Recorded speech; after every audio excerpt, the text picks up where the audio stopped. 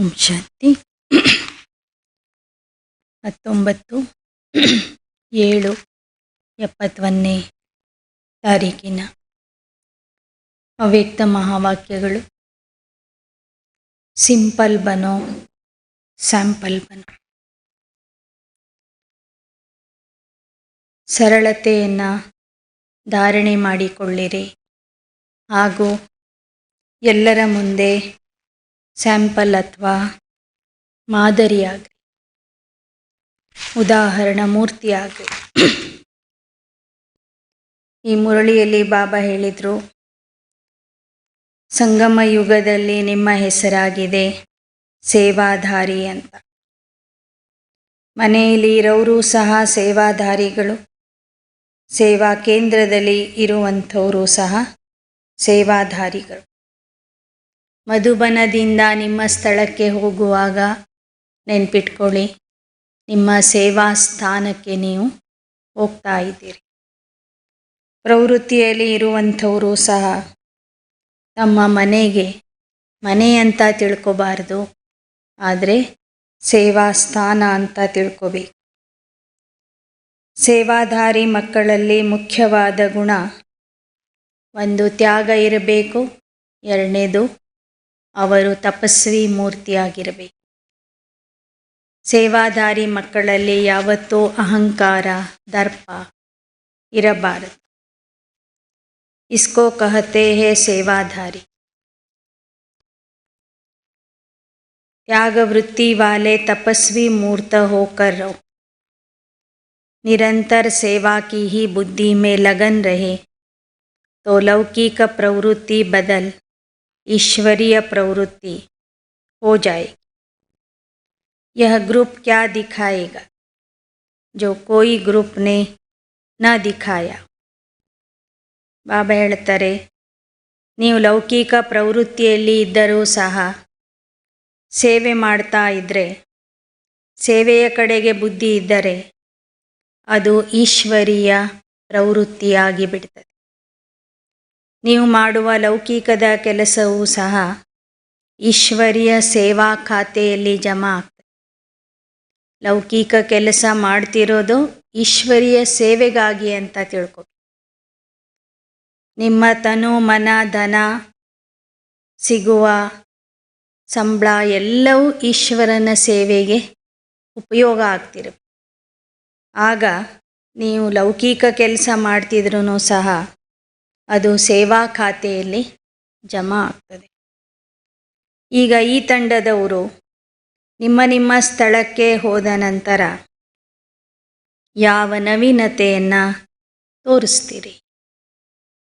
खास बट्टी में आते हो तो अपने में परिवर्तन भी खास होना चाहिए. ವಿಶೇಷವಾಗಿ ಬಟ್ಟಿಯಲ್ಲಿ ಬರ್ತೀರಿ ಅಂದರೆ ವಿಶೇಷ ಪರಿವರ್ತನೆಯೂ ಸಹ ನಿಮ್ಮಲ್ಲಿ ಕಾಣಿಸ್ಬೇಕು. वैसे तो चलते फिरते हो लेकिन खास विशेषता लाकर अपना नाम विशेष आत्माओं में जमा करा के जाए. ಎಲ್ಲರೂ ಪುರುಷಾರ್ಥ ಮಾಡ್ತಾರೆ, ಓಡಾಡ್ತಾರೆ, ನಡೆದಾಡ್ತಾರೆ. ಆದರೆ ನೀವು ಏನಾದರೂ ಒಂದು ವಿಶೇಷ ಸೇವೆ ಮಾಡಿ, ನವೀನತೆಯ ಸೇವೆ ಮಾಡಿ, ವಿಶೇಷ ಆತ್ಮರ ಪಟ್ಟಿಯಲ್ಲಿ ನಿಮ್ಮ ಹೆಸರನ್ನು ಸೇರಿಸಿ ಹೋಗಬೇಕು. बाप दादा के पास कितने प्रकार की लिस्ट है मालूम है? आपका किस लिस्ट में नाम है यह मालूम है? ತಂದೆಯ ಹತ್ತಿರ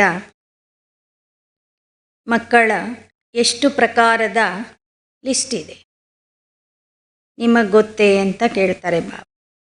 ಅಪ್ನಾ ನಾಮ್ ವಿಶೇಷ ಆತ್ಮಾओं में कर सको इसका ಪ್ರಯತ್ನ. ಮಕ್ಕಳಂತೂ ಎಲ್ಲರೂ ಆಗಿದ್ದೀರಿ, ಆದರೆ ನಿಮ್ಮ ಹೆಸರು ತಂದೆಯ ವಿಶೇಷ ಡೈರಿಯಲ್ಲಿ, ವಿಶೇಷ ಪಟ್ಟಿಯಲ್ಲಿ ಸೇರಿರಬೇಕು. ಅಂಥ ವಿಶೇಷ ಕರ್ತವ್ಯ ಮಾಡಿ ತೋರಿಸ್ರಿ. ತೋ ವಿಶೇಷ ಆತ್ಮ ಬನ್ಕರ್ ಹಿ ಜಾನ. ಮಧುಬನದಿಂದ ಹೋಗುವಾಗ ವಿಶೇಷ ಆತ್ಮ ಆಗಿಯೇ ಹೋಗಬೇಕು. ಯಾರಲ್ಲಿ ವಿಶೇಷತೆ ಇರ್ತದೆ, ಯಾರು ವಿಶೇಷವಾದ ಕೆಲಸ ಮಾಡಿ ತೋರಿಸ್ತಾರೆ, ಯಾರೂ ಮಾಡದೇ ಇರತಕ್ಕಂಥ ಸೇವೆಯನ್ನು ಮಾಡಿ ತೋರಿಸ್ತಾರೆ, ಅಂಥವರು ತಂದೆಯ ಪ್ರೀತಿಗೆ ಪಾತ್ರರಾಗ್ತಾರೆ. ಭಕ್ತಿ ಮಾರ್ಗದಲ್ಲೂ ಸಹ ಇದರ ಬಗ್ಗೆ ಒಂದು ಕಥೆ ಇದೆ. ಒಮ್ಮೆ ನಾರದ ನಾರಾಯಣನ ಹತ್ತಿರ ಹೋಗ್ತಾನೆ. ಅವನಿಗೆ ಅಹಂಕಾರ ಬಂದಿರ್ತದೆ, ನಾನೇ ಪರಮ ಭಕ್ತ ಅಂತ. ನಾರಾಯಣನಿಗೆ ಪರಮ ಭಕ್ತ, ಪ್ರೀತಿಯ ಭಕ್ತ ನಾನೇ, ನನ್ನನ್ನು ಬಿಟ್ಟರೆ ಯಾರು ನಾರಾಯಣನಿಗೆ ಅಷ್ಟೊಂದು ನನ್ನ ಸಮಾನ ಸ್ಮರಣೆ ಮಾಡೋದಿಲ್ಲ ಅಂತ.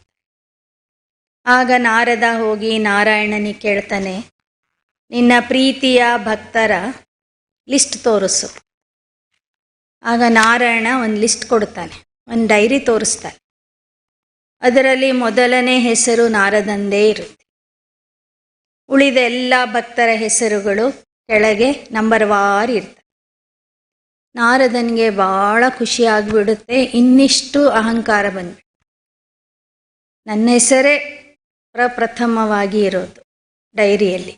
ನಾರಾಯಣನ ಪ್ರೀತಿಯ ಭಕ್ತರು, ಪರಮ ಭಕ್ತರ ಡೈರಿಯಲ್ಲಿ ನನ್ನ ಹೆಸರು ಎಲ್ಲರಿಗಿಂತ ಮೇಲಿದೆ. ಸ್ವಲ್ಪ ಸಮಯದ ನಂತರ ಅವನಿಗೆ ಒಂದು ಸಂಕಲ್ಪ ಬರ್ತದೆ. ನಾರದನ್ ಆಂಜನೇಯನು ಪರಮ ಭಕ್ತ. ಲೌಕಿಕದಲ್ಲಿ ರಾಮ ನಾರಾಯಣ ಇಬ್ಬರು ಒಂದೇ. ರಾಮ ನಾರಾಯಣನ ಅವತಾರ ಅಂತ ಹೇಳ್ತಾರೆ. ದಶಾವತಾರಗಳಲ್ಲಿ ರಾಮನು ಒಬ್ಬ ಅವತಾರ, ವಿಷ್ಣುವಿನ ಅವತಾರ. ಸೊ ನಾರಾಯಣ ರಾಮ ಇಬ್ಬರು ಒಂದೇ. ಹಾಗಾದರೆ ಆಂಜನೇಯನು ಪರಮ ಭಕ್ತ. ಪೂರ್ತಿ ಲಿಸ್ಟ್ ನೋಡಿದರೂ ಅವನ ಹೆಸರೇ ಇಲ್ಲ. ಯಾಕೆ ಅಂತ ಪ್ರಶ್ನೆ ಬರ್ತದೆ ನಾರದನ್. ಮತ್ತೆ ಹೋಗ್ತಾನೆ ನಾರಾಯಣನ ಹತ್ರ. ಹೋಗಿ ಮತ್ತೆ ಆಂಜನೇಯನು ಎಷ್ಟು ಪರಮ ಭಕ್ತ ಇದ್ದಾನೆ, ಅವನ ಹೆಸರು ಯಾಕಿಲ್ಲ ಇದರಲ್ಲಿ? ಆಗ ನಾರಾಯಣ ಇನ್ನೊಂದು ಪರ್ಸ್ನಲ್ ಡೈರಿ ತೋರಿಸ್ತಾನೆ. ಅದರಲ್ಲಿ ಎಲ್ಲರಿಗಿಂತ ಮೇಲೆ ಆಂಜನೇಯನ ಹೆಸರಿರ್ತದೆ, ಹನುಮಂತನ ಹೆಸರಿರ್ತದೆ. ಆಗ ನಾರದ ಕೇಳ್ತಾನೆ, ಈ ಡೈರಿಯಲ್ಲಿ ನನ್ನ ಹೆಸರು ಮೇಲಿದೆ, ಆ ಡೈರಿಯಲ್ಲಿ ಅವನ ಹೆಸರು ಮೇಲಿದೆ, ಆ ಡೈರಿಗೂ ಈ ಡೈರಿಗೂ ಏನು ವ್ಯತ್ಯಾಸ ಅಂತ ಕೇಳ್ತಾನೆ. ಅವಾಗ ನಾರಾಯಣ ಹೇಳ್ತಾನೆ, ನಿನಗೇನು ಡೈರಿ ಕೊಟ್ಟೆ ಅಲ್ಲ, ಆ ಭಕ್ತರೆಲ್ಲ ನನಗೆ ನೆನಪು ಮಾಡೋರು. ಈಗೇನು ಡೈರಿ ತೋರಿಸಿದೆ ಅಲ್ಲ, ಅವರನ್ನು ನಾನು ನೆನಪು ಮಾಡ್ತೀನಿ ಅಂತ ಹೇಳ್ತಾನೆ ನಾರಾಯಣ. ಈ ಆಂಜನೇಯ ಅವರೆಲ್ಲ ಯಾರ್ಯಾರೋ ಇದ್ದರು ಆ ಲಿಸ್ಟಲ್ಲಿ. ಇದು ಯಾವ ಭಕ್ತರ ಡೈರಿ ಅಂದರೆ ಅವರನ್ನು ನಾನು ಕುಳಿತು ಏನು ಮಾಡ್ತೀನಿ, ನೆನ್ಪು ಮಾಡ್ತೀನಿ. ಆ ಡೈರಿ ಅದು. ನಿನಗೆ ಕೊಟ್ಟಿದ್ದ ಡೈರಿ ಭಕ್ತರು ನನ್ನನ್ನು ನೆನ್ಪು ಮಾಡ್ತಾರೆ. ಅವಾಗ ನಾರಾಯಣ ನಾರಾಯಣ ಅಂತ ಬಾಯಿಂದ ಹೇಳ್ತಾನೆ ಇರ್ತಾರೆ. ಆದರೆ ಈ ಡೈರಿಯಲ್ಲಿ ಇರೋರು ಬಾಯಿಂದ ಹೇಳೋದಿಲ್ಲ. ಅವ್ರ ಮನಸ್ಸು, ಹೃದಯ ಎಲ್ಲ ನನ್ನ ಕಡೆಗೆ ಇರುತ್ತೆ. ಅವ್ರ ಹೃದಯದಲ್ಲೇ ನಾನು ವಾಸ ಮಾಡ್ತಿರ್ತೀನಿ, ನಾನೇ ಅವರನ್ನು ನೆನ್ಪು ಮಾಡ್ತೀನಿ ಅಂತ ಹೇಳಿದಾಗ ನಾರದನ ಮುಖ ಏನಾಗಬಾರ್ದು. ಹಾಗೆ ನಾವೇನು ತಿಳ್ಕೊಂಡಿರ್ತೀವಿ, ನಾವು ಭಾಳ ದೊಡ್ಡ ಯೋಗಿ, ನಾವೇ ತಪಸ್ವಿಗಳು, ನಾವು ಜ್ಞಾನಿಗಳು, ನಮ್ಮ ಥರ ಯಾರೂ ಇಲ್ಲ, ನಾವು ಭಾಳ ದೊಡ್ಡ ಸೇವಾಧಾರಿಗಳು. ಆದರೆ ಬಾಬಾ ನಮ್ಮನ್ನು ನೆನ್ಪು ಮಾಡ್ತಿದ್ದಾರಾ? ಮಾಡ್ತಿಲ್ಲ. ಅಂದಮೇಲೆ ನಾವು ತಂದೆಯ ವಿಶೇಷ ಮಕ್ಕಳ ಡೈರಿಯಲ್ಲಿ ನಮ್ಮ ಹೆಸರು ಇಲ್ಲ.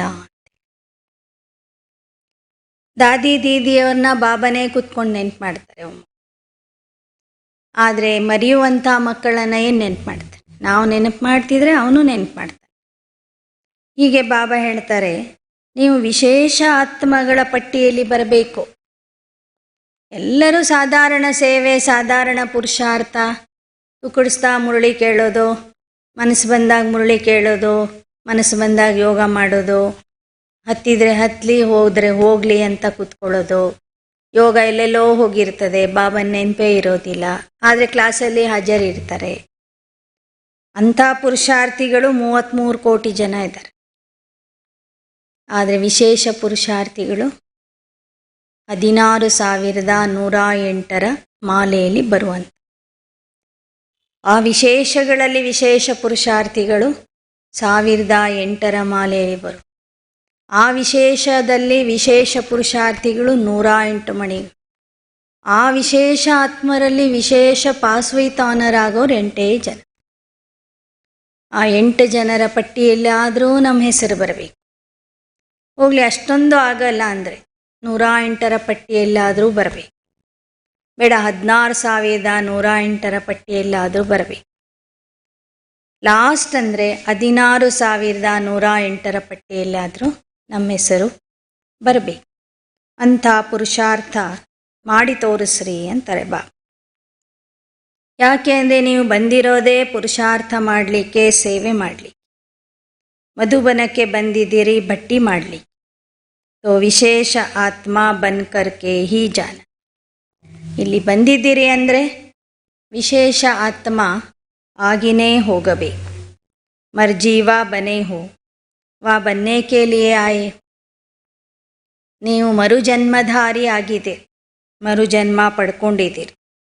ಲೌಕಿಕದಿಂದ ಸತ್ತಿದ್ದೀರೋ ಅಥವಾ ಇನ್ನೂ ಸಾಯಬೇಕಾಗಿದೆ.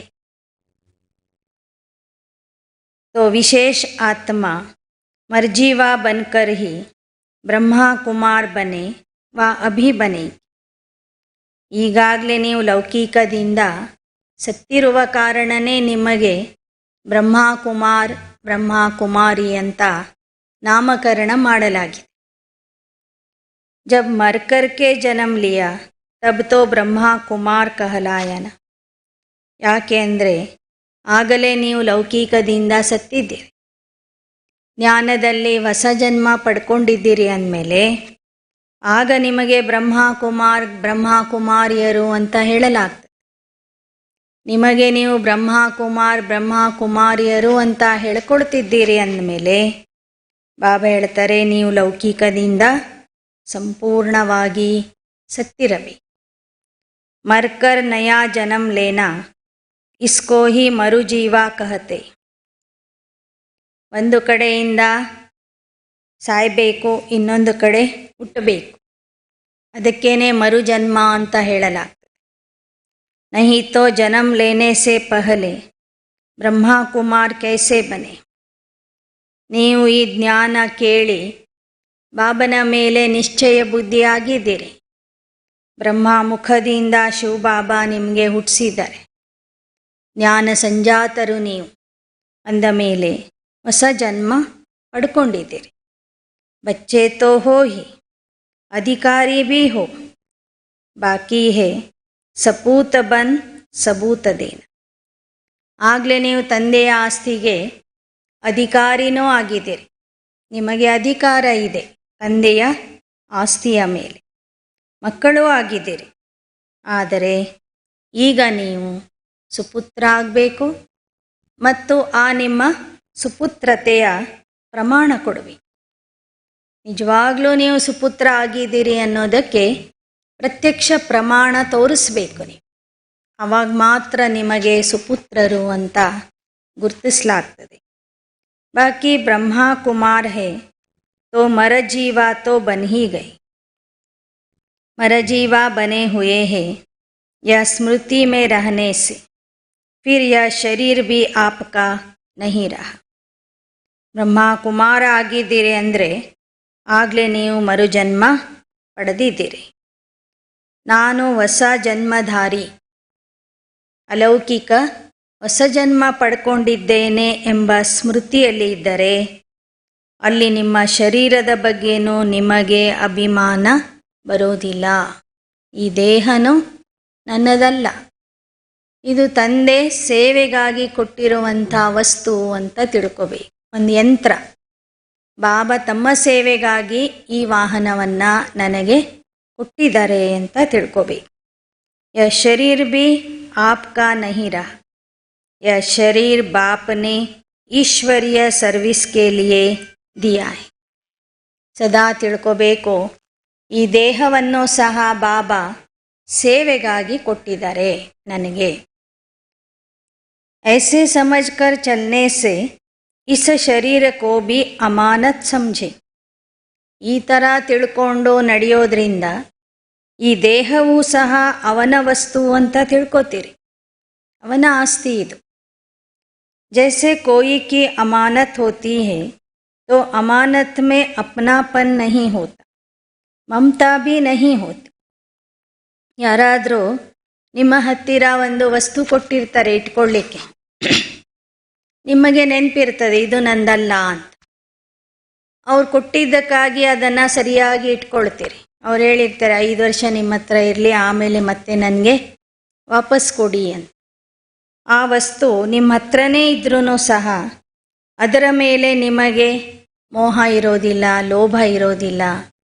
ಯಾಕೆ ಅಂದರೆ ನೆನಪಿರ್ತದೆ ಇದು ನಂದಲ್ಲ ಅಂತ ನೆನಪಿರ್ತದೆ. ಆದರೆ ಅವ್ರು ಹೇಳಿದ್ದಕ್ಕಾಗಿ, ಅವ್ರು ಕೊಟ್ಟಿದ್ದಕ್ಕಾಗಿ ಅದನ್ನು ಸರಿಯಾಗಿಯೇ ಇಟ್ಕೊಂಡಿರ್ತೀವಿ ಜವಾಬ್ದಾರಿಯಿಂದ. तो यह देह भी एक अमानत है, देह की ममता भी खत्म हो जाए. ಹಾಗೆಯೇ ಈ ದೇಹವೂ ಸಹ ಪರಮಾತ್ಮ ಕೊಟ್ಟಿರುವಂತಹ ವಸ್ತು ಆಗಿದೆ, ಇದು ನಂದಲ್ಲ.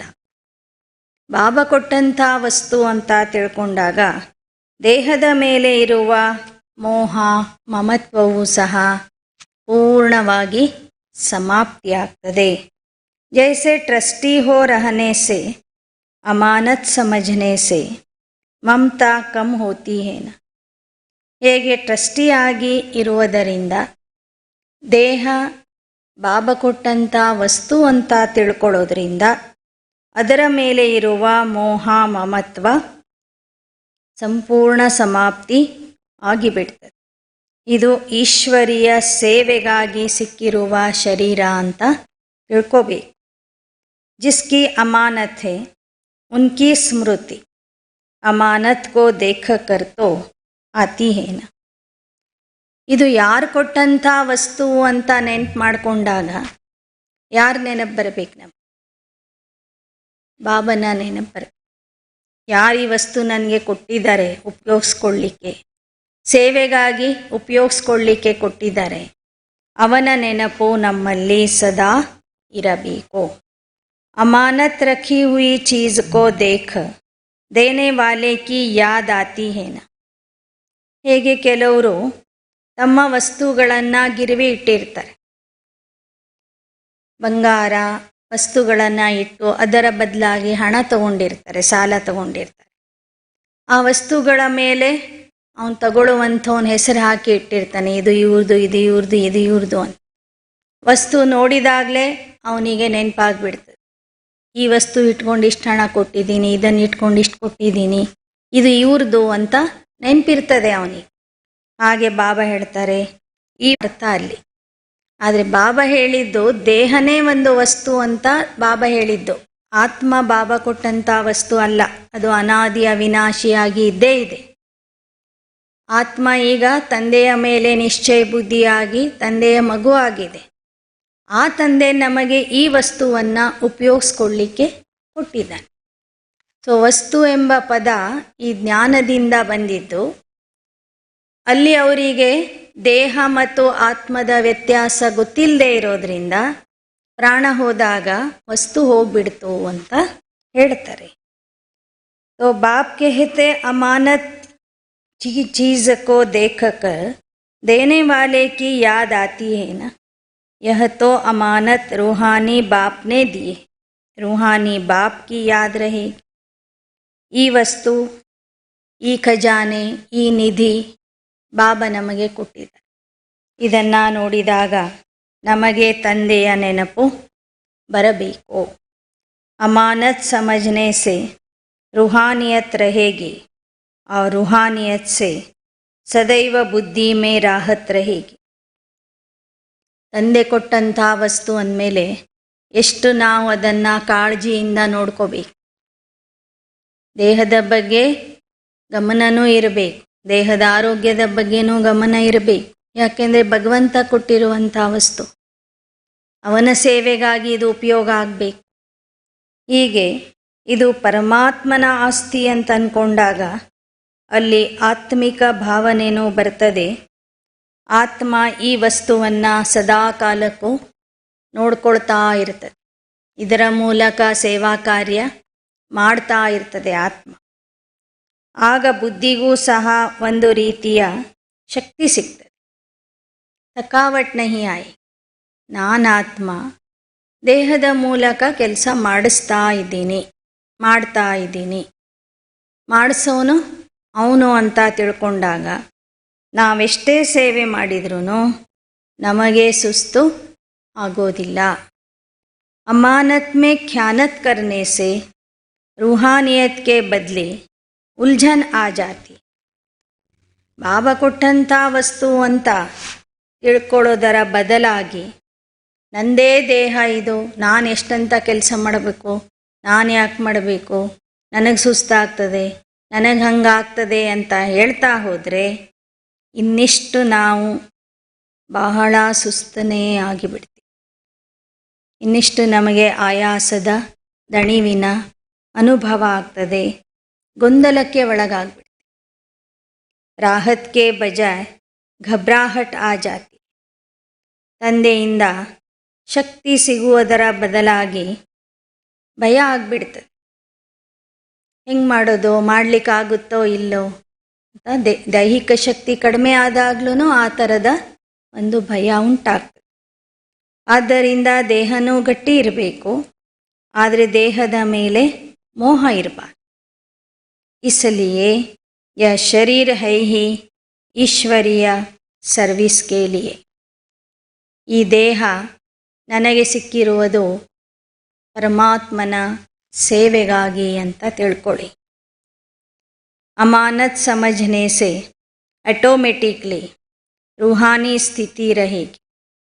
ನಿರಂತರ ಸಹಜ ಯೋಗಿ ಬನ್ ಸಕೆ. ಇದು ಪರಮಾತ್ಮ ಕೊಟ್ಟ ಆಸ್ತಿ ಅಂತ ತಿಳ್ಕೊಂಡಾಗ ಯಾರು ಕೊಟ್ಟಿದ್ದಾನೆ ಅವನ ನೆನಪು ಸಹಜವಾಗಿ ನಮ್ಮಲ್ಲಿ ಬರ್ತದೆ. ನಾವು ನಿರಂತರ ಸಹಜ ಯೋಗಿ ಆಗಿಬಿಡ್ತೀವಿ. ಒಮ್ಮೊಮ್ಮೆ ಸುಸ್ತು ಅಂದ್ಕೊಂಡು ಬಾಬವ್ರನ್ನ ಮರ್ತು ಬಿಟ್ಟಿರ್ತೀವಿ ನಾವು. ಆದರೆ ಬಾಬವ್ರನ್ನ ನಾವು ನೆನಪು ಮಾಡ್ತಾ ಇರಬೇಕು. ಇದು ನಿನ್ನ ದೇಹ, ನಿನ್ನ ಸೇವೆಗಾಗಿ ಉಪಯೋಗಿಸ್ಕೊಳ್ತಿದ್ದೀನಿ ಅಂತ ತಿಳ್ಕೋಬೇಕು. ಸಹಜ ಉಪಾಯ ಏನ ನಿರಂತರ ಸಹಜ ಯೋಗಿ ಬನನ. ಈ ಥರ ಈ ದೇಹನೂ ತಂದೆ ಕೊಟ್ಟಿರುವಂಥ ವಸ್ತು ಅಂತ ತಿಳ್ಕೊಂಡಾಗ ಅವನ ಕಡೆಗೆ ನಮ್ಮ ಬುದ್ಧಿ ಸಹಜವಾಗಿ ಹೋಗ್ತದೆ. ಆಗ ನಾವು ಸಹಜ ಯೋಗಿ ಆಗಿಬಿಡ್ತೀವಿ. ಎಷ್ಟೋ ಸಲ ಸುಸ್ತಾದಾಗ ನೆನಪೇ ಬರೋದಿಲ್ಲ, ಬಾಬವ್ರ ನೆನಪೇ ಬರೋದಿಲ್ಲ. ಇದರ ಬಗ್ಗೆನೇ ಯೋಚನೆ ಚಿಂತೆ ಶುರು ಆಗ್ತದೆ. ಆದರೆ ಆ ಸಮಯಕ್ಕೆ ಸರಿಯಾಗಿ ಮುರಳಿಯ ಇಂಥ ಪಾಯಿಂಟನ್ನು ನಾವು ನೆನಪು ಮಾಡಿಕೊಂಡಾಗ ಆವಾಗ ನಮಗೆ ಒಂದು ಪರಿಹಾರ ಸಿಗ್ತದೆ. ರಾಹತ್ ಅಂದರೆ ಪರಿಹಾರ. ಆಗ ನಾವು ಸಹಜ ಯೋಗಿ ಆಗಿಬಿಡ್ತೀವಿ. ಸಮಯ ಸಂದರ್ಭದ ಅನುಸಾರವಾಗಿ ಮುರಳಿಯ ಪಾಯಿಂಟ್ಸ್ಗಳನ್ನು ನೆನಪು ಮಾಡಿಕೊಳ್ಳೋದೇ ಸ್ಮೃತಿ ಸ್ವರೂಪ. ಆ ಸಮಯಕ್ಕೆ ಆ ಪಾಯಿಂಟ್ ನಮಗೆ ನೆನಪಿಗೆ ಬರಬೇಕು, ಬರಲ್ಲ ನಮಗೆ. ಅದರ ಬಗ್ಗೆ ಇನ್ನು ಮುಂದೆ ಏನು ಮಾಡಬೇಕು, ನಾವು ಅಭ್ಯಾಸ ಮಾಡ್ತಾ ಇರಬೇಕು. ಸುಸ್ತಾದಾಗ ಯಾವ ಥರ ನೆನಪು ಮಾಡಲಿಕ್ಕೆ ಹೇಳಿದ್ದಾರೆ, ಸಮಸ್ಯೆಗಳು ಬಂದಾಗ ಬಾಬಾ ಯಾವ ಥರ ನೆನಪು ಮಾಡಲಿಕ್ಕೆ ಹೇಳಿದ್ದಾರೆ, ಲೌಕಿಕ ಸಂಬಂಧದ ಮಧ್ಯದಲ್ಲಿ ಇರುವಾಗ ಯಾವ ಥರ ನೆನಪು ಮಾಡಲಿಕ್ಕೆ ಹೇಳಿದ್ದಾರೆ. ಒಂದೊಂದೇ ನಾವು ಆ ಸಮಯದಲ್ಲಿ ಟಕ್ಕಂತ ನಮಗೆ ಆ ಪಾಯಿಂಟ್ ಏನಾಗಬೇಕು, ನೆನಪಿಗೆ ಬರಬೇಕು. ಅದೇ ಸಹಜ ಯೋಗ. ನೆನಪಿಗೆ ಬರಲಿಲ್ಲ ಅಂದರೆ ಎಷ್ಟೋ ಸಮಯ ಒದ್ದಾಡಿದ ನಂತರ ಅನ್ಕೋತೀವಿ, ಅಯ್ಯೋ ಬಾಬಾ ಅಂತೀವಿ. ಆದರೂ ಆ ಪಾಯಿಂಟ್ ನಮಗೆ ನೆನಪಾಗಿರಲ್ಲ. ಅದಕ್ಕೆ ಬಾಬಾ ಹೇಳ್ತಾರೆ, ಮುರಳಿ ಬರೇ ಕೇಳೋದಕ್ಕೆ ಅಲ್ಲ, ಅದನ್ನು ಜೀವನದಲ್ಲಿ ಅಳವಡಿಸಿಕೊಂಡು ಅದರಿಂದ ಲಾಭ ತಗೊಳ್ಳಿಕ್ಕಾಗಿಯೇ ಮುರಳಿ ಕೇಳು. ಜ್ಞಾನದಿಂದ ನಮಗೆ ಸಾಕಷ್ಟು ಲಾಭ ಇದೆ. ಬರೀ ನಮ್ಮ ಅಪ್ಪ ಯಾರು ಅಂತ ನೆನ್ಪು ಮಾಡ್ಕೊಳ್ರಿ, ಎಷ್ಟು ಶಕ್ತಿ ಬರ್ತದೆ. ಅದನ್ನೂ ಮರ್ತು ಬಿಟ್ಟಿರ್ತೀವಿ ನಾವು. ಆ ಸಮಯದಲ್ಲಿ ನಮ್ಮದೇ ಒಂದು ಗೋಳಾಟ ನಡೆಸ್ತಾ ಇರ್ತೀವಿ. ಅದಕ್ಕೆ ಬಾಬಾ ಹೇಳ್ತಾರೆ, अब यह रूहानियत की अवस्था में स्थित रहो. यह नवीनता दिखाना जो आप लोगों को देखकर सभी अनुभव करे कि यह तो ಸ್ಯಾಂಪಲ್ बनकर आए. ಈ ಒಂದು ನವೀನತೆಯನ್ನು ನಿಮ್ಮಲ್ಲಿ ತಂದು ತೋರಿಸ್ರಿ. ನವೀನವಾದ ಸೇವೆಯನ್ನು ಮಾಡಿ ತೋರಿಸ್ರಿ. ನವೀನತೆಯ ಪ್ರಯೋಗ ಮಾಡಿ ಎಲ್ಲರ ಮುಂದೆ ಒಂದು ಸ್ಯಾಂಪಲ್ ಆಗಿ. सैंपल बनकर आए हैं, औरों को भी याद की यात्रा सहज बनाने के लिए ಸ್ಯಾಂಪಲ್ बनकर जाना. ನಮಗೂ ನೆನಪಿನ ಯಾತ್ರೆ ಮಾಡುವುದು ಸಹಜ ಆಗಬೇಕು. ಹಾಗೆ ಜನರಿಗೂ ನಾವು ಆ ಸಹಜ ಯಾತ್ರೆಯ ಅನುಭವ ಮಾಡಲಿಕ್ಕೆ ಕಲಿಸ್ಬೇಕು. ಸಹಜ ಯೋಗ ಅಂದರೆ ಏನು ಅಂತ ಅವರಿಗೂ ಕಲಿಸ್ಬೇಕು. ಅಂಥ ಒಂದು ಸ್ಯಾಂಪಲ್ ಆಗಿ ನೀವಿಲ್ಲಿಂದ ಹೋಗಬೇಕು. ಯಹ ಗ್ರೂಪ್ ಸ್ಯಾಂಪಲ್ ಬನ್ಕರ್ ಜಾಯಂಗೆನ. ಮುರಳಿಯ ಪ್ರಾರಂಭದಲ್ಲಿನೇ ಬಾಬಾ ಹೇಳಿದರು, ಇದು ಸ್ಯಾಂಪಲ್ ಮತ್ತು ಸಿಂಪಲ್ ಗ್ರೂಪ್ ಆಗಿದೆ. ಆ ಥರದ ಸ್ಯಾಂಪಲ್ ಆಗಿ ತೋರಿಸ್ತಿರಲ್ವ. ಸೇವಾಧಾರಿ ಅರ್ಥಾತ್ त्याग और तपस्वी मूर्त. ಮುಖ್ಯ ಹೇ ತ್ಯಾಗ. ಸೇವಾಧಾರಿಗಳು ಅಂದರೆ ಮೊದಲನೇದು ಅವರಲ್ಲಿ ತ್ಯಾಗ ಇರಬೇಕು, ಎರಡನೇದು ತಪಸ್ಸಿನ ಆಸಕ್ತಿ ಇರಬೇಕು, ತಪಸ್ಸಿನ ಅಭ್ಯಾಸ ಇರಬೇಕು. जो भी वायदे करते हो एक एक वायदे पर अविनाशी की छाप लगाओ. ಮಧುಬನಕ್ಕೆ ಬಂದಾಗ ಏನೆಲ್ಲ ಪ್ರತಿಜ್ಞೆಗಳನ್ನು ಮಾಡಿರ್ತೀರಿ. ಬಾಬಾ ಇನ್ನು ಮುಂದೆ ಕ್ರೋಧ ಮಾಡೋದಿಲ್ಲ, ಇನ್ನು ಮುಂದೆ ಯಾರ ಜೊತೆಗೂ ಈರ್ಷ್ಯಾದ್ವೇಷ ಮಾಡೋದಿಲ್ಲ, ಜಗಳ ಮಾಡೋದಿಲ್ಲ, ಪಾಪದ ಕೆಲಸ ಮಾಡೋದಿಲ್ಲ, ಪವಿತ್ರತೆಯ ಧಾರಣೆ ಮಾಡ್ತೀನಿ, ಅಥವಾ ಅಮೃತ ವೇಳೆ ಯೋಗ ಬಿಡೋದಿಲ್ಲ, ಅಥವಾ ಮುರಳಿ ಕ್ಲಾಸನ್ನು ತಪ್ಪಿಸೋದಿಲ್ಲ. ಎಲ್ಲ ಪ್ರತಿಜ್ಞೆ ಮಾಡಿರ್ತೀರಲ್ಲ ಬಾಬನ ಮುಂದೆ. ಇಲ್ಲಿ ಬಂದ ನಂತರ ಆ ಪ್ರತಿಜ್ಞೆಗಳನ್ನು ಮರಿತೀವಿ. ಆದರೆ ಆ ಪ್ರತಿಜ್ಞೆಯ ಮೇಲೆ ಅವಿನಾಶಿ ಪ್ರತಿಜ್ಞೆ ಎನ್ನುವಂಥ ಸೀಲನ್ನು ಹಾಕ್ಕೊಂಡು ಬರ್ರಿ ಅಂತಾರೆ. ಮಾಡಿದ ಪ್ರತಿಜ್ಞೆ ಕೊನೆಯವರೆಗೂ ಅದು ನೆನಪಿರಬೇಕು, ಅದರ ಪಾಲನೆಯನ್ನು ನೀವು ಮಾಡ್ತಿರಬೇಕು. यहाँ वायदे करके जाते हैं, फिर वायदे बदल कर विलाप करने लग पड़ते. ನಿಮ್ಮ ಪ್ರತಿಜ್ಞೆಗಳನ್ನು ವಾಯ್ದೆಗಳನ್ನು ಮರೆತಾಗ ನೀವು ವಿಯೋಗಿಗಳಾಗಿ ವಿಲಾಪ ಮಾಡ್ತಿರವಾಗ. ಕ್ಯಾ ಕರೆ ಕ್ಯಾ ಹೋ ಗಯಾ ಅಬ್ ಮದದ್ ದೋ ಚಾಹತೆ ತೋ ನಹೀ ಥೇ ಯಹ ಕಾರಣ ಬನ್ ಗಯಾ ಯೋಗಿ ಕೆ ಬದಲೆ ವಿಯೋಗಿ ಹೋಕರ್ ವಿಲಾಪ ಕರ್ತೆ. ವಾಯ್ದೆ ಮರೆತಾಗ ವಿಯೋಗಿಯಾಗಿ ವಿಲಾಪ ಶುರು ಮಾಡ್ತೀರಿ. ಅಳ್ತಾ ಇರ್ತೀರಿ, ದುಃಖಿ ಆಗ್ತೀರಿ. ಏನು ಮಾಡೋದು, ಹೇಗೆ ಮಾಡೋದು, ಯಾಕೆ ಈ ಥರ ಆಯಿತು, ಏನಾಯಿತು ಅಂತ ಕಾರಣಗಳನ್ನು ಹುಡುಕ್ತಾ ಹೋಗ್ತೀವಿ, ನೆಪಗಳನ್ನು ಹುಡುಕ್ತೀರಿ. ಲೇಕಿನ್ ವಿಲಾಪೋं वाले वियोगी नहीं बनना. यह ग्रुप प्रैक्टिकल करके दिखाने वाला है. जो कहा है वही करेंगे. चाहेंगे कितनी भी बातें सहन करनी पड़े चाहे, लेकिन सामना करके दिखाएंगे. ಆದರೆ ಧೈರ್ಯದಿಂದ ಪ್ರತಿಜ್ಞೆ ಮಾಡಿ ಹೋಗ್ರಿ. ಧೈರ್ಯದಿಂದ ಸಹನೆಯಿಂದ ಆ ಪ್ರತಿಜ್ಞೆಯನ್ನು ಪಾಲನೆ ಮಾಡಿ. ಎಷ್ಟೇ ಸಹನೆ ಮಾಡುವಂಥ ಪ್ರಸಂಗಗಳು ಬರಬಹುದು, ವಿಪರೀತ ಪರಿಸ್ಥಿತಿಗಳು ಬರಬಹುದು. ಆದರೆ ಸಹನಾ ಶಕ್ತಿಯ ಆಧಾರದಿಂದ ಎಲ್ಲ ಸಮಸ್ಯೆಗಳನ್ನು ಪರಿಸ್ಥಿತಿಗಳನ್ನು ಧೈರ್ಯದಿಂದ ಎದುರಿಸ್ರಿ. ವಿಜಯಿ ಬನ್ಕರ್ ಹಿ ದಿಖಾಯಿ. एक दो के मददगार शुभ चिंतक बनते रहे तो सहयोगी बन क्या नहीं कर सकते. ಪರಸ್ಪರರಿಗೆ ಪುರುಷಾರ್ಥದಲ್ಲಿ ಸೇವೆಯಲ್ಲಿ ಸಹಯೋಗ ಕೊಡಿ. ಎಲ್ಲರೂ ಸೇರಿ ಮಾಡಿದಾಗ ಎಂಥ ವಿಶಾಲ ಕಾರ್ಯವನ್ನಾದರೂ ಸಹಜವಾಗಿ ಮಾಡು. ಎಲ್ಲರ ಬಗ್ಗೆ ಶುಭ ಚಿಂತಕ ಆಗಿರಿ. ಯಾವಾಗ ಪರಸ್ಪರರ ಸಹಯೋಗಿ ಆಗ್ತೀರಿ, ಆಗ ರಾವಣ ಅಥವಾ ಮಾಯೆಗೆ ಮುತ್ತಿಗೆ ಹಾಕ್ಬೋದು ನೀವು. ಮಾಯೆಗೆ ಅಲ್ಲಿಗೆ ಸಮಾಪ್ತಿ ಮಾಡ್ಬೋದು. ಪಾಂಡವ್ ಸೇನಾ ಘೇರಾವ್ ನಹಿ ಡಾಲ್ ಸಕ್ತಿ.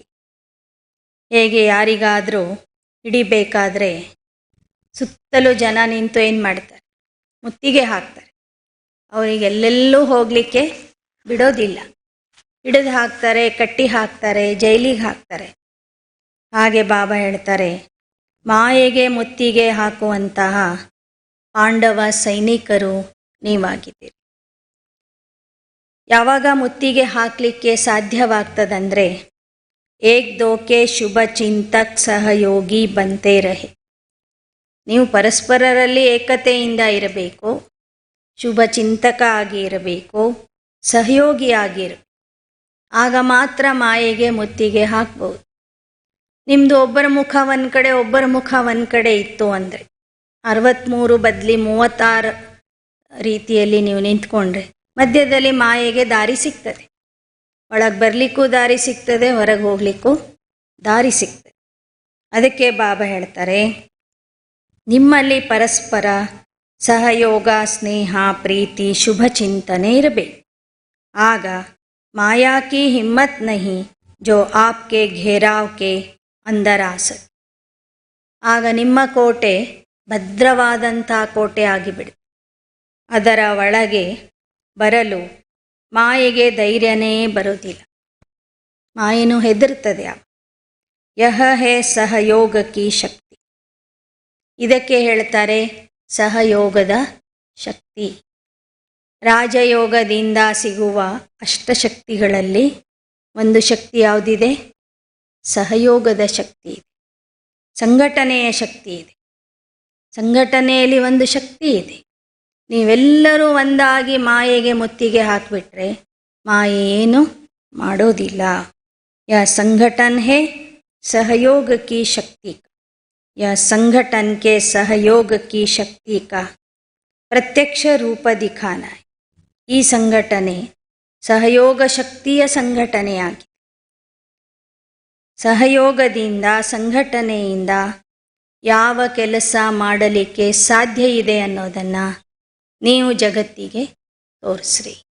ಜಗತ್ತಿನಲ್ಲಿ ಇರುವ ರಾವಣ ರಾಜ್ಯವನ್ನೇ ಖತಮ್ ಮಾಡ್ಬೋದು ನೀವು, ನಿಮ್ಮ ಸಂಘಟನೆ. ಅಂಥ ಒಂದು ಸೇವಾ ಕಾರ್ಯವನ್ನು, ನವೀನತೆಯ ಸೇವೆಯನ್ನು ನೀವು ಪ್ರತ್ಯಕ್ಷ ರೂಪದಲ್ಲಿ ಮಾಡಿ ತೋರಿಸಬೇಕು ಅಂತ ವಿಶೇಷವಾಗಿ ಈ ಮುರಳಿಯಲ್ಲಿ ಬಾಬಾ ಹೇಳ್ತಿದ್ದಾರೆ. ಅಚ್ಚ, ಓಂ ಶಾಂತಿ.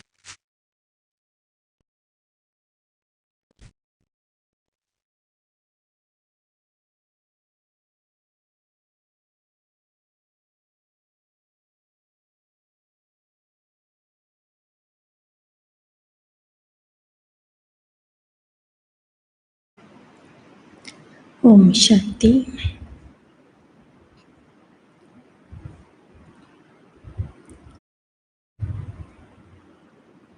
ಈ ದಿನದ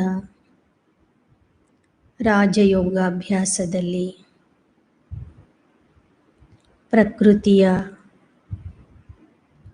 5 ತತ್ವಗಳಿಗೆ ಯೋಗದಾನ ಮಾಡುವಂತಹ ಹಾಗೂ ಪ್ರಕೃತಿಯಿಂದ ದೈವಿ ಗುಣಗಳನ್ನು ವರದಾನದ ರೂಪದಲ್ಲಿ ಪಡೆಯುವಂತಹ ಪ್ರಯೋಗದ ಅಭ್ಯಾಸ ಮಾಡೋಣ.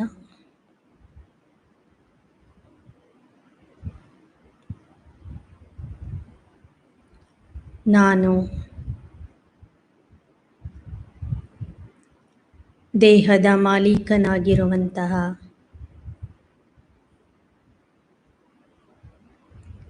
ಆತ್ಮ,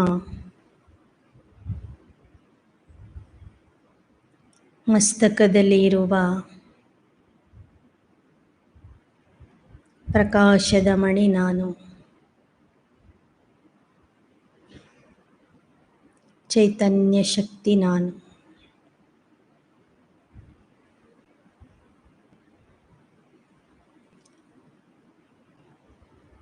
ಈಗ ದೇಹದಿಂದ ಡಿಟ್ಯಾಚ್ ಆಗಿ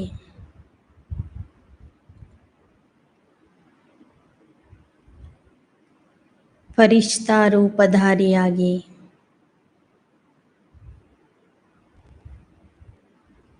ಈ ಸ್ಥೂಲ ದೇಹದಿಂದ ನಾನು ಬಹಳ ದೂರ ದೇಹದ ಪ್ರಪಂಚದಿಂದನೂ ದೂರ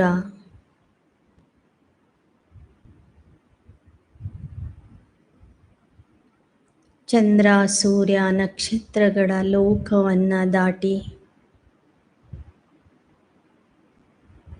ಅದಕ್ಕೂ ಮೇಲಿರುವಂತಹ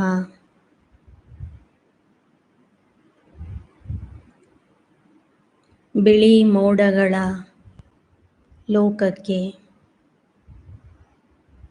ಅಂದರೆ ಸೂಕ್ಷ್ಮ ವತನಕ್ಕೆ ಹೋಗಿ ತಲುಪಿದ್ದೇನೆ.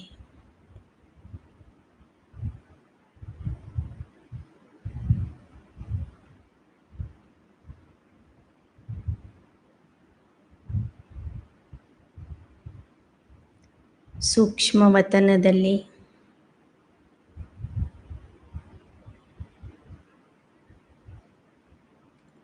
ನನ್ನ ಮುಂದೆ ಪ್ರಕಾಶದ ಕಾಯದಲ್ಲಿರುವ ಬೆಳಕಿನ ದೇಹದಲ್ಲಿರುವ ಸಂಪೂರ್ಣ ಬ್ರಹ್ಮ ಬಾಬಾ ಹಾಗೂ ಅವರ ಹಣೆಯ ಮಧ್ಯದಲ್ಲಿ ಜ್ಞಾನ ಸೂರ್ಯ ಸರ್ವಶಕ್ತಿವಂತನಾದ ಶಿವ ತಂದೆಯವರು ಸಹ ಬ್ರಹ್ಮನ ಹಣೆಯ ಮಧ್ಯದಲ್ಲಿ ವಿರಾಜಮಾನಾಗಿದ್ದಾರೆ.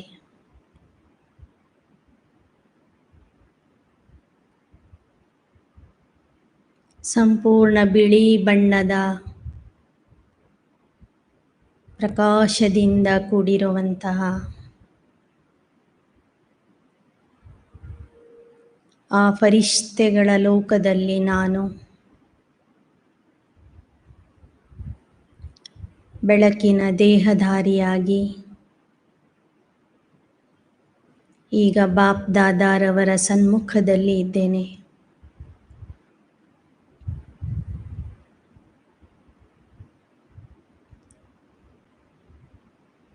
ಬಾಪ್ ದಾದಾರವರು ತಮ್ಮ ಮಸ್ತಕದಿಂದ ಹಾಗೂ ವರದಾನಿ ಹಸ್ತಗಳಿಂದ ತನ್ನಲ್ಲಿ ಇರುವ ಎಲ್ಲ ಶಕ್ತಿಗಳನ್ನು ನನಗೆ ಕೊಡುತ್ತಿದ್ದಾರೆ.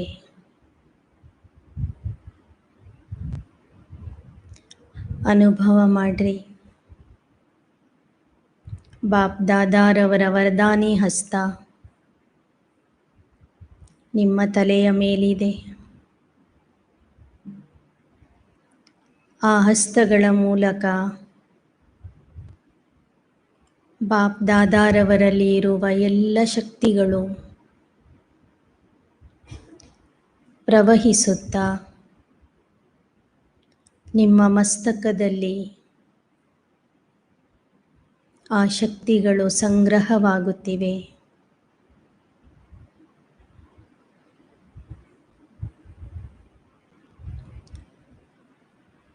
ಇಡೀ ದೇಹದ ಒಂದೊಂದು ಅಂಗದಲ್ಲಿಯೂ ಸಹ ಆ ಶಕ್ತಿಗಳ ಪ್ರವಾಹ ಪ್ರವಹಿಸುತ್ತಾ ಒಂದೊಂದು ಅಂಗವೂ ಸಹ ಶಕ್ತಿಶಾಲಿಯಾಗಿದೆ.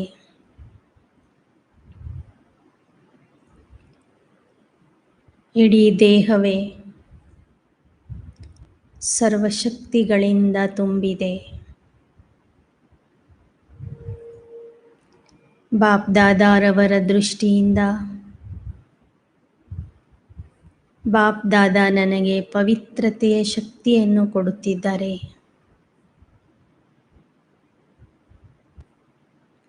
ಪವಿತ್ರವಾದ ದೃಷ್ಟಿಯಿಂದ ನೋಡುತ್ತಿದ್ದಾರೆ. ಆ ಪವಿತ್ರತೆಯ ಶಕ್ತಿಯೂ ಸಹ ನನ್ನ ಮಸ್ತಕದಿಂದ ಹಿಡಿದು ಪಾದದವರೆಗೆ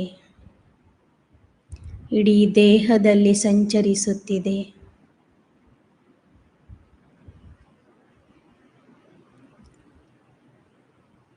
ನಾನು ಫರಿಷ್ಠಾ ರೂಪಧಾರಿ ಆತ್ಮ. ಇನ್ನಿಷ್ಟು ಶಕ್ತಿ ಹಾಗೂ ಪವಿತ್ರತೆಯಿಂದ ಲೈಟ್ ಹೌಸ್, ಮೈಟ್ ಹೌಸ್ ಆಗಿದ್ದೇನೆ.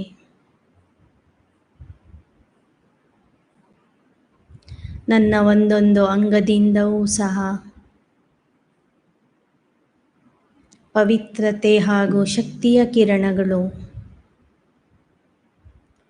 ಪವಿತ್ರತೆ ಹಾಗೂ ಶಕ್ತಿಯ ಪ್ರಕಂಪನಗಳು ಹೊರಡುತ್ತಿವೆ. ಈಗ ನಾನು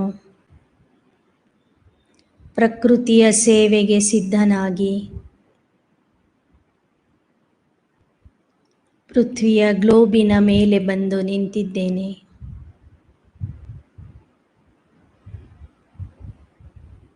ಬಾಪ್ ದಾದಾರವರಿಂದ ಶಕ್ತಿ ಹಾಗೂ ಪವಿತ್ರತೆಯ ಪ್ರವಾಹ ನಿರಂತರವಾಗಿ ನನ್ನಲ್ಲಿ ಬರುತ್ತಾ ಇದೆ.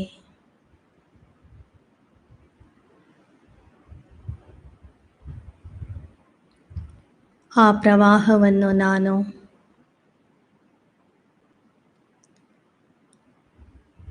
ಪೃಥ್ವಿ ತತ್ವದ ಮೇಲೆ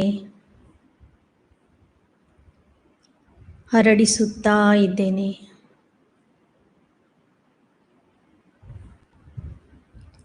ದೃಷ್ಟಿಯ ಮೂಲಕ ಹಾಗೂ ಮಸ್ತಕದ ಮೂಲಕ ಭೂಮಿ ತಾಯಿಗೆ ಪವಿತ್ರ ಪ್ರಕಂಪನಗಳಿಂದ, ಶಕ್ತಿಶಾಲಿ ಪ್ರಕಂಪನಗಳಿಂದ, ಶಾಂತಿಯ ಪ್ರಕಂಪನಗಳಿಂದ ಭರ್ಪೂರ ಮಾಡುತ್ತಿದ್ದೇನೆ.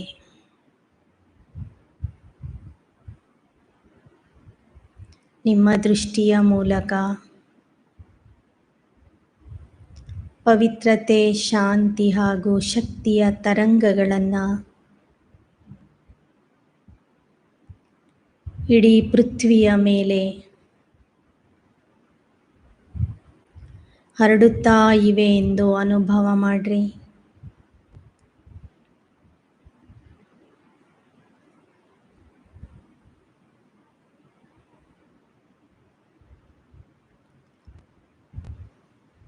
ಇಡೀ ಪೃಥ್ವಿಯ ಮೇಲೆ ಪವಿತ್ರತೆಯ ಪ್ರಕಂಪನಗಳು, ಶಕ್ತಿಶಾಲಿ ಪ್ರಕಂಪನಗಳಿಂದ ವಾತಾವರಣವೂ ಸಹ ಪವಿತ್ರ ಹಾಗೂ ಶಕ್ತಿಶಾಲಿ ವಾತಾವರಣ ನಿರ್ಮಾಣವಾಗಿದೆ.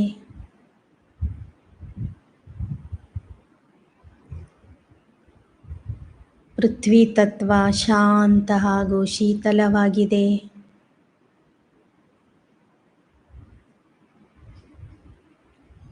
ನನ್ನ ಸೇವೆ ನೋಡಿ ಪ್ರಸನ್ನ ಚಿತ್ತ ಆಗಿದೆ.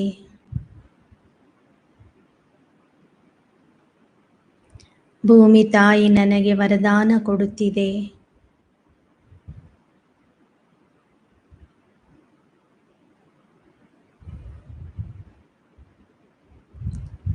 ನೀನು ಯಾವಾಗ ಯಾವಾಗ ಈ ಭೂಮಿಯ ಮೇಲೆ ಜನ್ಮ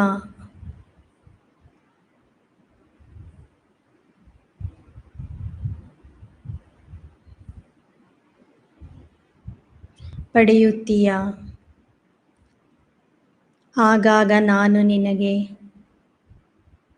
ಆರೋಗ್ಯವಂತ ಶರೀರ, ನಿರೋಗಿ ಶರೀರವನ್ನು ಪ್ರದಾನ ಮಾಡುತ್ತೇನೆ. 5000 ವರ್ಷಗಳವರೆಗೂ ಆಹಾರ ಧಾನ್ಯಗಳನ್ನು ಕೊಟ್ಟು, ಫಲಪುಷ್ಪಗಳನ್ನು ಕೊಟ್ಟು ನಿನ್ನ ಸೇವೆ ಮಾಡುತ್ತೇನೆಂದು ಪೃಥ್ವಿ ತತ್ವ ನನಗೆ ವರದಾನ ಕೊಡುತ್ತಿದೆ. ಪೃಥ್ವಿಯ ತತ್ವದಿಂದ ನಾನು ಸಹನಶೀಲತೆ, ಧೈರ್ಯತೆ ಹಾಗೂ ಗಂಭೀರತೆಯ ಪಾಠ ಕಲಿತಾ ಇದ್ದೇನೆ.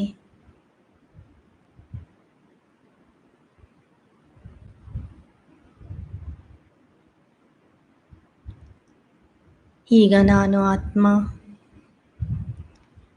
ಫರಿಷ್ಠಾ ರೂಪಧಾರಿ, ಸರ್ವಶಕ್ತಿಗಳಿಂದ ಸಂಪನ್ನ ಆಗಿರುವಂತಹ ಮಾಸ್ಟರ್ ಶಕ್ತಿದಾತ,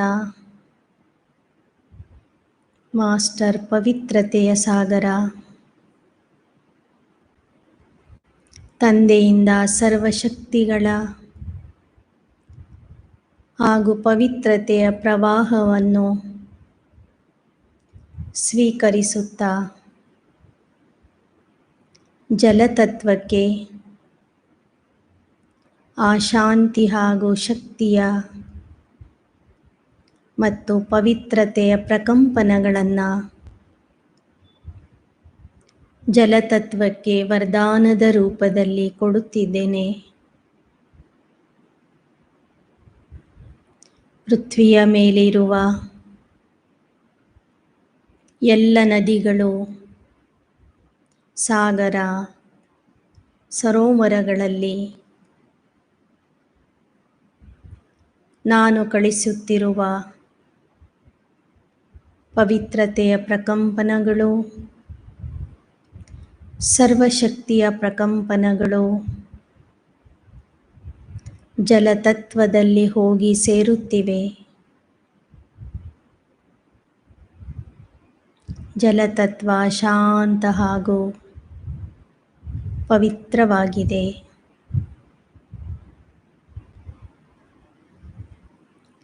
ಜಲತತ್ವಕ್ಕೆ ಧನ್ಯವಾದ ಕೊಡಿ. ನೀನು 5000 ವರ್ಷಗಳವರೆಗೆ ನನಗೆ ಜಲ ಕೊಟ್ಟು ಜೀವನ ದಾನ ಮಾಡಿದೀಯ. ನಿನಗೆ ಧನ್ಯವಾದಗಳು. ನನ್ನಿಂದ ಜಲತತ್ವ ಪ್ರಸನ್ನ ಆಗಿದೆ. ವರದಾನ ಕೊಡುತ್ತಿದೆ. ಹೇ ಮಾಸ್ಟರ್ ರಚಯಿತ, ಪಾಲನಕರ್ತ, ನಾನು ಇಡೀ ಕಲ್ಪದಲ್ಲಿ ನಿನಗೆ ಶುದ್ಧ ಜಲವನ್ನು ಪೂರೈಸುವುದರ ಮೂಲಕ ಶೀತಲತೆಯ ವರದಾನ ಕೊಡುತ್ತೇನೆ ಎಂದು ಜಲತತ್ವ ನನಗೆ ಆಶೀರ್ವಾದ ಮಾಡುತ್ತಿದೆ.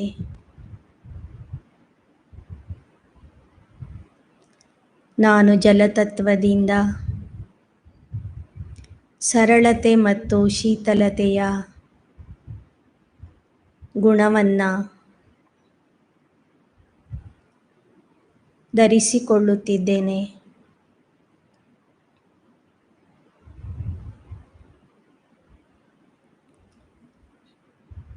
ಈಗ ಮತ್ತೆ ನಾನು ಫರಿಷ್ಠಾ ರೂಪಧಾರಿ ಆತ್ಮ ಪೃಥ್ವಿಯ ಗ್ಲೋಬಿನ ಮೇಲೆ ಇದ್ದೀನಿ. ಬಾಪ್ದಾದಾರವರಿಂದ ಸರ್ವಶಕ್ತಿಗಳ ಪ್ರವಾಹ, ಪವಿತ್ರತೆಯ ಪ್ರವಾಹ, ಸುಖ ಶಾಂತಿಯ ಪ್ರವಾಹ, ಫೋಕಸ್ ಲೈಟಿನ ರೂಪದಲ್ಲಿ ನನ್ನ ಮೇಲೆ ಬೀಳುತ್ತಿದೆ. ನನ್ನ ಮೂಲಕ ಆ ಪ್ರವಾಹ ನಾನು ವಾಯು ತತ್ವದಲ್ಲಿ ಪಸರಿಸುತ್ತಿದ್ದೇನೆ.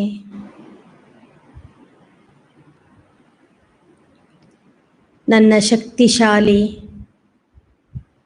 ಪ್ರಕಂಪನಗಳಿಂದ ಪವಿತ್ರತೆಯ ತರಂಗಗಳಿಂದ ಸುಖ ಶಾಂತಿಯ ಅಲೆಗಳಿಂದ ಇಡೀ ವಾಯುಮಂಡಲ ವಾಯುತತ್ವ ಸಂಪೂರ್ಣ ಪವಿತ್ರ ಆಗಿದೆ.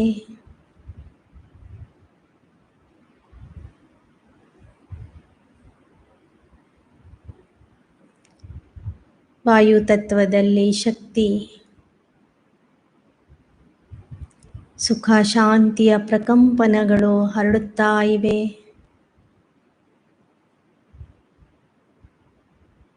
ವಾಯುತತ್ವಕ್ಕೆ ಧನ್ಯವಾದ ಕೊಡಿ.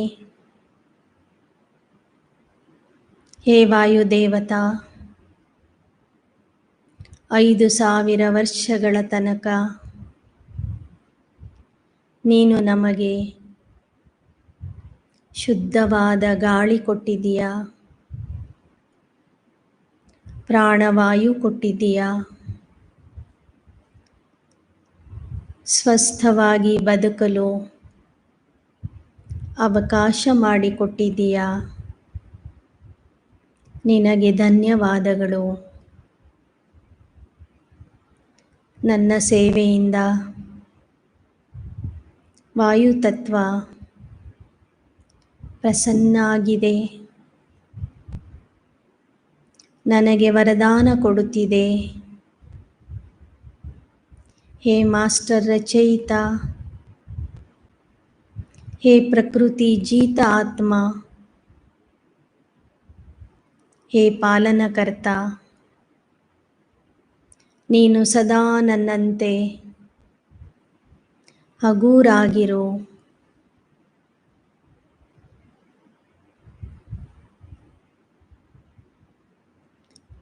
ನನ್ನಿಂದ ವಾಯು ಸ್ವೀಕಾರ ಮಾಡುತ್ತಾ ಆರೋಗ್ಯದ ಜೀವನ ನಡೆಸು ಎಂದು ವಾಯುತತ್ವ ನಮಗೆ ವರದಾನ ಕೊಡುತ್ತಿದೆ.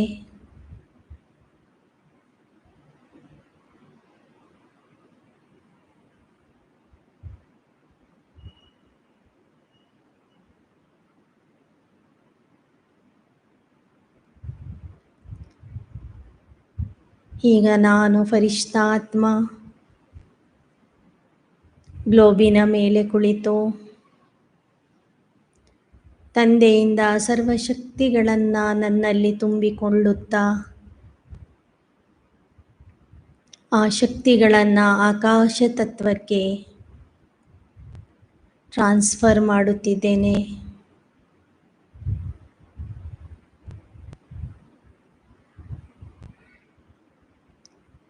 ನನ್ನ ಪವಿತ್ರತೆಯ ತರಂಗಗಳಿಂದ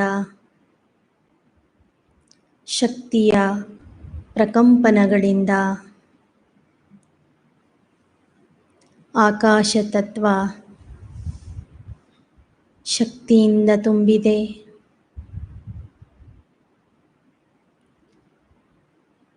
ಪವಿತ್ರವಾಗುತ್ತಿದೆ.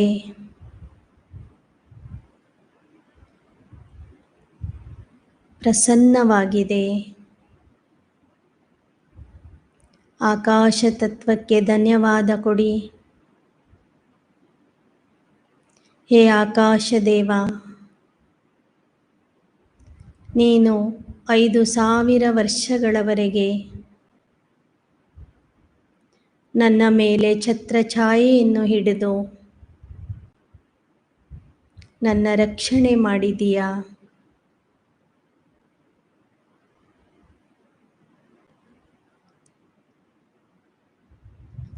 ಸೂರ್ಯನ ಪ್ರಖರವಾದ ಕಿರಣಗಳು ಬಂದಾಗ ಮೋಡಗಳ ರೂಪದಲ್ಲಿ ಬಂದು ನನ್ನನ್ನು ಪ್ರಖರವಾದ ಶಾಖದಿಂದ ರಕ್ಷಣೆ ಮಾಡಿದೀಯಾ.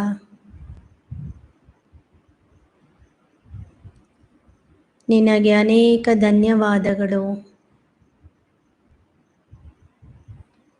ನನ್ನ ಸೇವೆಯನ್ನು ನೋಡಿ ಆಕಾಶ ತತ್ವ ನನಗೆ ವರದಾನ ಕೊಡುತ್ತಿದೆ. ಹೇ ಮಾಸ್ಟರ್ ರಚಯಿತ ಆತ್ಮನ್, ನೀನು ಸಹ ನನ್ನಂತೆ ವಿಶಾಲ ಹೃದಯಿಯಾಗು. ಯಾವುದೇ ಮತಭೇದವಿಲ್ಲದೆ ಎಲ್ಲರಿಗೂ ಛತ್ರಛಾಯೆಯ ರೂಪದಲ್ಲಿ ರಕ್ಷಣೆಯನ್ನು ಕೊಡು ಎಂಬ ವರದಾನ ಆಕಾಶ ತತ್ವ ನನಗೆ ಕೊಡುತ್ತಿದೆ. ಆಕಾಶ ತತ್ವದಿಂದ ನಾನು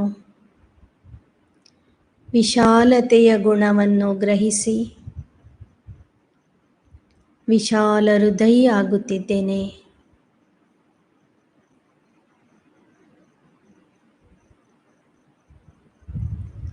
ಸರ್ವರಿಗೂ ರಕ್ಷಣೆ ಕೊಡುವಂತಹ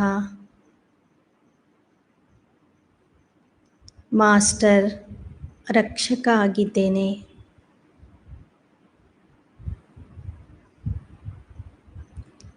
ಈಗ ಮತ್ತೆ ಗ್ಲೋಬಿನ ಮೇಲೆ ಕುಳಿತು ಬಾಪ್ ದಾದಾರವರಿಂದ ಸರ್ವಶಕ್ತಿಗಳನ್ನು ಫೋಕಸ್ ಲೈಟಿನ ರೂಪದಲ್ಲಿ ಸ್ವೀಕಾರ ಮಾಡುತ್ತಾ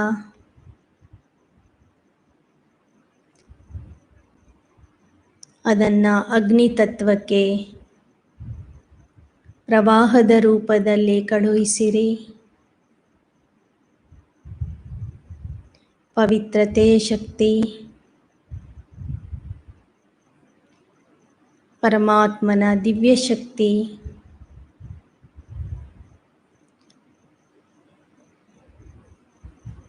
ಸಮಯಕ್ಕೆ ಸರಿಯಾಗಿ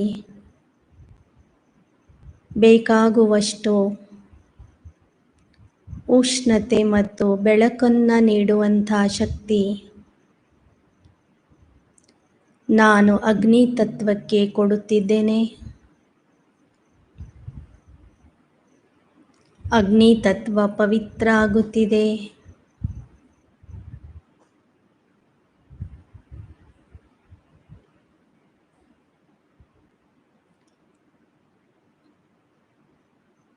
ಅಗ್ನಿ ತತ್ವಕ್ಕೆ ಧನ್ಯವಾದ ಕೊಡಿ. ಹೇ ಅಗ್ನಿ ದೇವತಾ, 5000 ವರ್ಷಗಳವರೆಗೆ ನನ್ನ ಜೀವನಕ್ಕೆ ಬೇಕಾದ ಶಾಖ ಹಾಗೂ ಬೆಳಕನ್ನು ಕೊಟ್ಟಿದ್ದೀಯಾ. ನಿನಗೆ ಧನ್ಯವಾದಗಳು.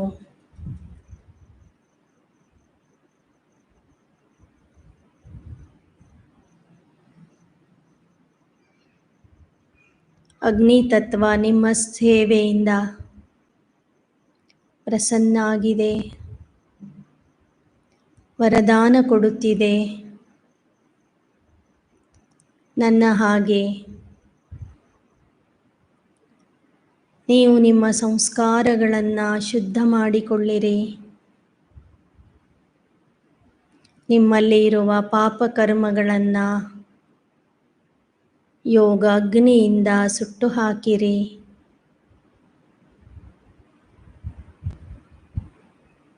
ನಾನು ನಿಮ್ಮ ಸೇವೆಯಲ್ಲಿ ಸದಾ ಹಾಜರಾಗುತ್ತೇನೆ.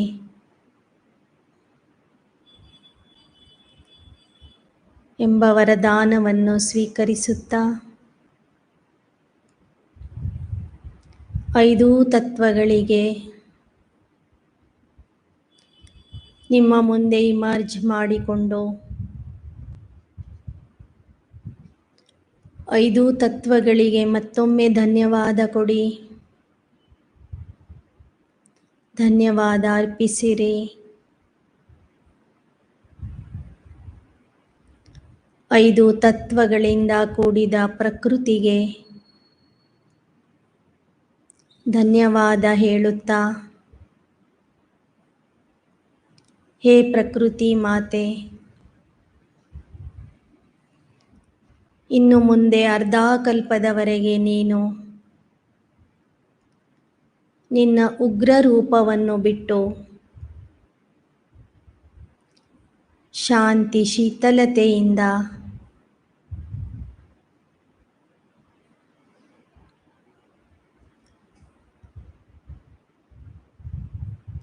ಪವಿತ್ರ ಆತ್ಮರ ದೇವಾತ್ಮರ ಸೇವೆಗಾಗಿ ಸಿದ್ಧರಾಗಬೇಕಾಗಿದೆ. ಇಲ್ಲಿಯ ತನಕ ಮಾಡಿದ ಸೇವೆಗೆ ಪ್ರಕೃತಿಗೆ ಧನ್ಯವಾದ ತಿಳಿಸಿ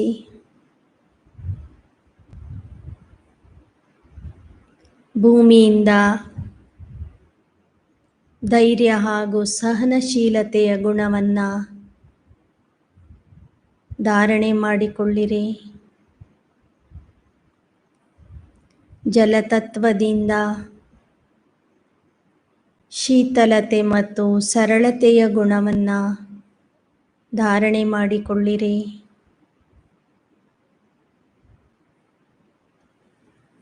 ವಾಯುತತ್ವದಿಂದ ಹಗುರತೆಯ ಗುಣವನ್ನು ಧಾರಣೆ ಮಾಡಿಕೊಳ್ಳಿರಿ. ಆಕಾಶ ತತ್ವದಿಂದ ವಿಶಾಲತೆಯ ಗುಣವನ್ನು ಧಾರಣೆ ಮಾಡಿಕೊಳ್ಳಿರಿ.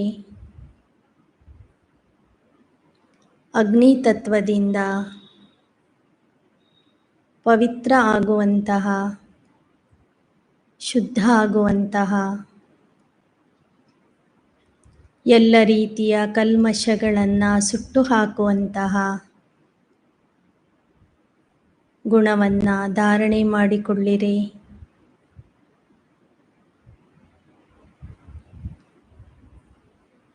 ಐದು ತತ್ವಗಳು ಅಂತಿಮ ಸಮಯದವರೆಗೂ ಸಹ ನನ್ನ ಸೇವೆಗೆ ದಾಸಿಯಾಗಿ ದಾಸ ಆಗಿ ಹಾಜಿರಾಗಬೇಕು ಎಂದು ಐದು ತತ್ವಗಳಿಗೆ ಆದೇಶ ಕೊಡಿ.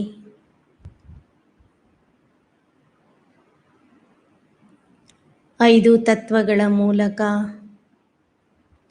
ನನ್ನ ಪುರುಷಾರ್ಥದಲ್ಲಿ ಯಾವುದೇ ರೀತಿಯ ಅಡೆತಡೆ ಉಂಟಾಗಬಾರದು. ಆ ರೀತಿಯಲ್ಲಿ ಐದು ತತ್ವಗಳು ನನಗೆ ಸಹಯೋಗಿ ಆಗಬೇಕೆಂದು ತತ್ವಗಳಲ್ಲಿ ಪ್ರಾರ್ಥನೆ ಮಾಡಿಕೊಳ್ಳಿರಿ. ನನ್ನ ಪುರುಷಾರ್ಥಕ್ಕೆ ಸಹಾಯಕ್ಕಾಗಿ ನನ್ನ ಸೇವೆಯಲ್ಲಿ ಹಾಜರಾಗಬೇಕೆಂದು ಆದೇಶ ಕೊಡುತ್ತಾ ನಾನು ಸಹ ನಿಮ್ಮ ಸೇವೆಯನ್ನು ಪ್ರತಿದಿನ ನಿಮಗೆ ಪವಿತ್ರತೆ ಹಾಗೂ ಶಕ್ತಿಯ ಪ್ರಕಂಪನಗಳನ್ನು ಕಳುಹಿಸುವುದರ ಮೂಲಕ ಮಾಡುತ್ತೇನೆಂದು ವಚನ ಕೊಡುತ್ತಾ ಈ ಅಭ್ಯಾಸವನ್ನು ಇಲ್ಲಿಗೆ ಮುಗಿಸೋಣ. ಓಂ ಶಾಂತಿ, ಓಂ ಶಾಂತಿ, ಓಂ ಶಾಂತಿ.